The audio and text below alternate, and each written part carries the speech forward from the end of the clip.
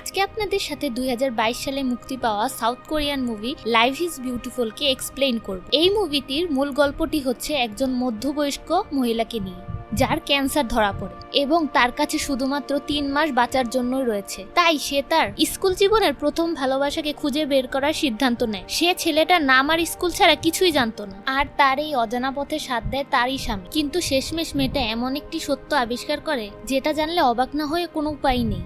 এই মুভিটির IMDb rating হচ্ছে 6.6 out of 10 এবং রটেন টমেটোতে এটি 60% ফ্রেশ।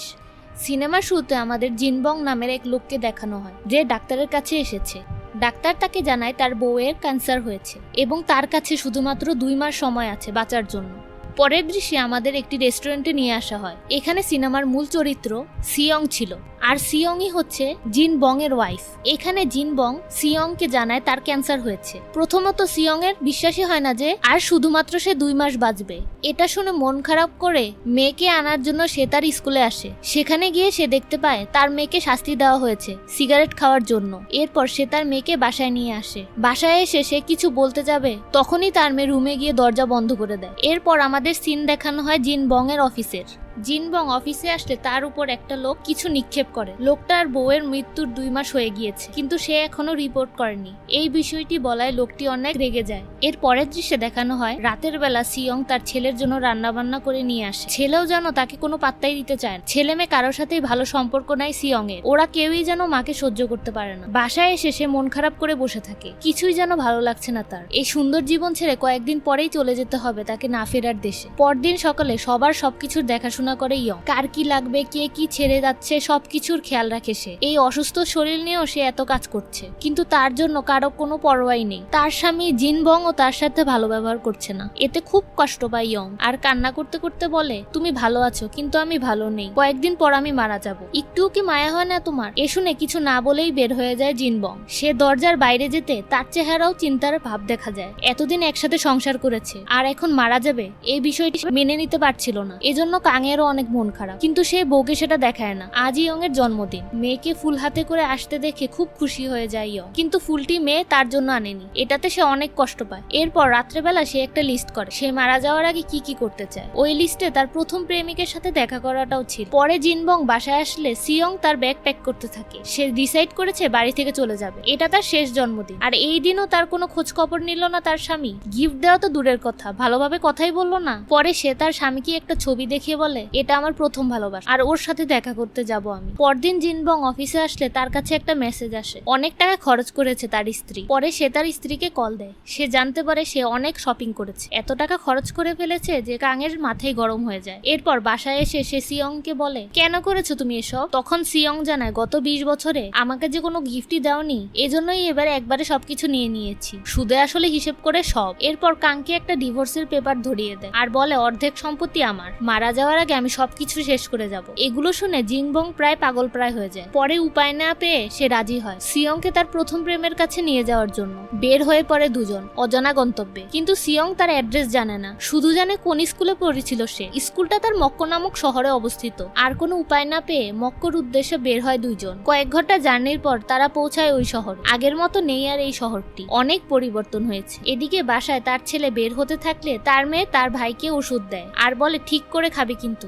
মা এসে আবার গুনবে। ছেলেটা জানায় সে আজ রাত বাসায় আসবে না। এটা শুনে মেয়েটাও অনেক খুশি হয়ে যায়। এর পরের দৃশ্যে আমাদের দেখানো হয় জিনবং আর সিয়ং এর বাবার কবরে এসেছে। তারপর তারা দুজন চলে যায় স্কুলের উদ্দেশ্যে। ছুটির দিন থাকলেও ভাগ্যক্রমে একটা শিক্ষককে পেয়ে যায় তারা। স্কুলের ভিতরে ঢুকতেই গল্পটিকে ফ্ল্যাশব্যাকে নিয়ে যাওয়া হয়। তখন সিয়ং স্কুলে পড়তো। তার বান্ধবীর সাথে ব্রডকাস্টিং রুমে আসে দুইজন। সেখানে পারফর্ম করছিল পার্ক জুংও। সিয়ং এর বান্ধবীর পরিচিতই ছিল ওই পার্ক। প্রথম দেখাতে ইয়ং এর ভালো লেগে যায় পার্ককে। পরদিন ওদের দুজনকে পরিচয় করে দেয় ইয়ং জুং। পার্ক জানে সিওলে একটা প্রোগ্রামের টিকিট পেয়েছি, তোমরা চাইলে আমার সাথে যেতে পারো।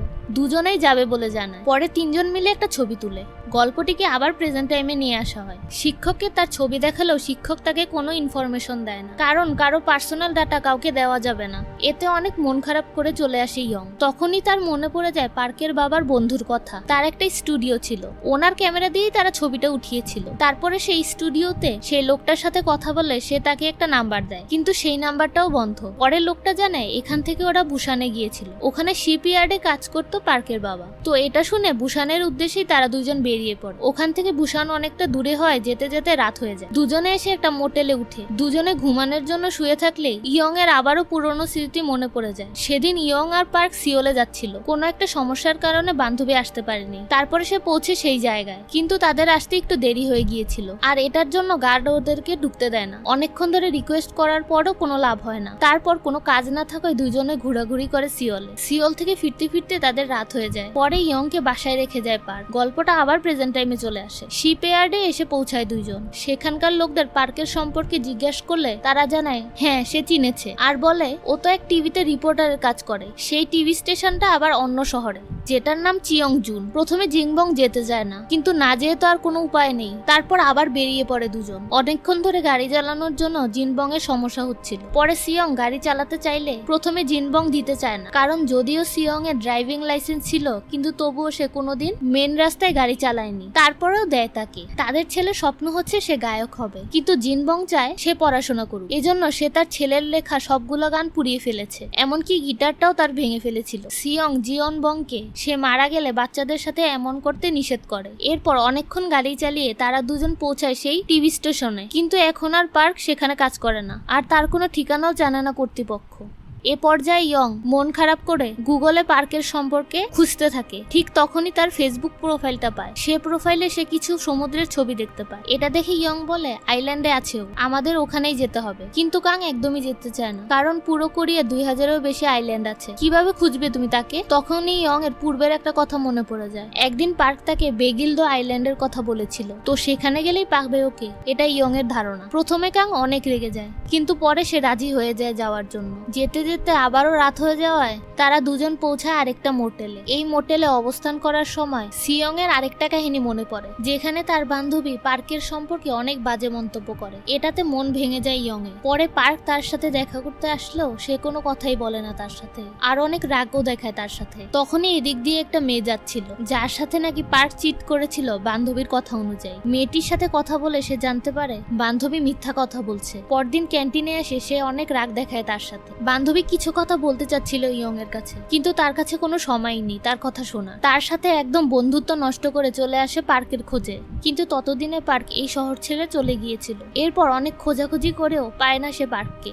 এদিকে রাত্রের বেলা ইয়ং এর মেয়ে ইয়নজিন একটা কনসার্টে আসে। হঠাৎই সে তার ভাইকে স্টেজে গান গাইতে দেখে। এটা দেখে সে অবাক হয়ে যায়, খুব সুন্দর গান গাচ্ছে তার ভাই। গান করতে করতে সেই স্টেজেই পড়ে যায় মিওজিং। পরে ডাক্তারের কাছে আনা হয় তাকে। ডাক্তারকে সকল ওষুধ দেখায় সিয়ং এর মেয়ে। ডাক্তার অবাক হয়ে বলে তোমার ভাইয়ের কি ক্যান্সার হয়েছে নাকি? এটা তো ক্যান্সারের ওষুধ। এটা শুনে তারা দুজন বুঝতে পারে তাদের মার ক্যান্সার হয়েছে। বাসায় এসে মাকে কল দিয়ে তারা দুজন খুব কান্নাকাটি করে। তারা কত খারাপ ব্যবহার করতো মায়ের সাথে, আর সে এখন পৃথিবী ছেড়েই চলে যাবে। এটা একদমই যেন দুজন মানতে পারছিল না। পরের দৃশ্যে দেখা যায় জিনবং এবং সিয়ং অনেক খোঁজ খবর নিয়ে পার্কের বাসায় এসে পৌঁছায়। পার্কের বোনের সাথে কথা হয় দুজনে। স্কুলের নাম শুনেই চিনে ফেলে ওকে, আর বলে পার্ক তোমার কথা অনেক বলতো, কিন্তু দুঃখের বিষয় এটাই কয়েকদিন আগেই মারা গিয়েছে পার্ক। তারপর একটা ছবি দেখায় তাকে। ছবিটি হচ্ছে পার্ক আর তার বান্ধবী ইয়ং জুং এর। আসলে পার্ক ইয়ং এর বান্ধবীকে ভালোবাসতো। তাকে প্রপোজ করার পরেও না করে দেয় সে, কারণ তার বান্ধবী জানতো ইয়ং পার্ককে অনেক ভালোবাসে, আর সে তার বান্ধবীর মন ভাঙতে পারবে না। এই কথা শুনেই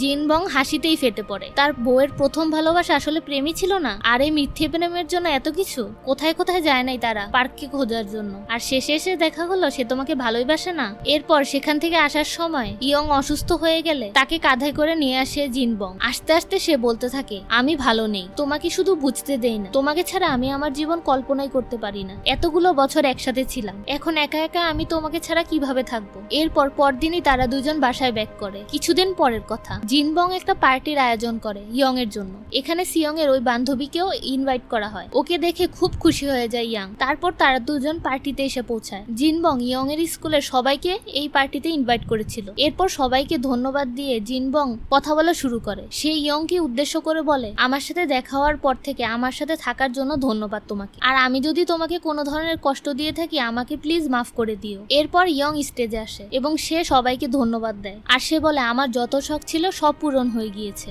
আর এটা সম্ভব হয়েছে শুধুমাত্র আমার হাজবেন্ডের জন্য। আর কখনো যদি আমার ছেলে মেয়েদের সাথে তোমাদের কারো দেখা হয়, ওদের নিজের বাচ্চার মতোই দেখ, তারা ভুল করলে তাদের শাসন করো। এটা বলে ইয়ং তার বক্তব্য শেষ করে। তারপর সবাই মিলে পার্টি করে সেখানে। কিছুদিন পরের কথা, মারা গেছে ইয়ং। এখন ইয়ং এর সব দায়িত্ব পালন করছে তার হাজবেন্ড, আর সে ইয়ং এর কথা চিন্তা করছে। এই পর্যায়ে জিনবং ইয়ং এর ছবির দিকে তাকিয়ে তার সাথে কথা বলতে থাকে। আর এই দৃশ্যটি দেখানোর মাধ্যমেই সিনেমাটি শেষ হয়ে যায়। আশা করি আমাদের এই মুভি এক্সপ্লেনেশনটি আপনাদের ভালো লেগেছে। ভিডিওটিকে ভালো লাগলে চ্যানেলকে সাবস্ক্রাইব এবং লাইক করতে ভুলবেন না। ধন্যবাদ সবাইকে।